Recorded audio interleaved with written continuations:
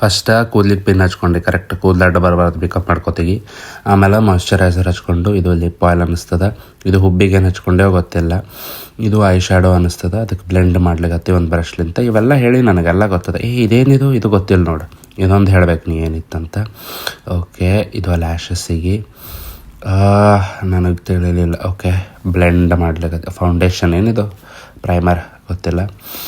Okay, ಇದು ಕಾಂಟೂರಿಂಗ್ ಅಂತಾರೆ ಅನ್ನಿಸ್ತದೆ. ಕರೆಕ್ಟ್ ಲೈನ್ಗೆಲ್ಲ ಮಾಡಿ ಮತ್ತು ಬ್ಲೆಂಡ್ ಮಾಡ್ಲಿಕ್ಕೆ ಇನ್ನೊಂದು ಬ್ರಷ್ ತೊಗೊಂಡು ಓಕೆ ಕರೆಕ್ಟ್ ಬ್ಲೆಂಡ್ ಮಾಡಿ ಇದು ಬ್ಲಷ್ ಇದು ಗೊತ್ತದ. ಬ್ಲಷ್ ಅದು ಪಿಂಕ್ ಎಫೆಕ್ಟ್ ಕೊಡ್ತದೆ, ಚಲೋ ಇರ್ತದೆ.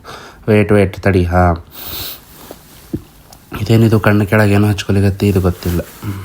ಓಕೆ, ಕರೆಕ್ಟ್ ಲೈನೆಲ್ಲ ಮಾಡಿ ಕನ್ನಡಿ ಎದುರೇ ಒಂದು ಕನ್ನಡಿ ಐತಿ. ಇನ್ನೊಂದು ಕನ್ನಡಿ ಯಾಕೆ ತೊಗೊಂಡು ಇನ್ನೊಂದೇನು ವೈಲೆಟ್ ಕಲರ್.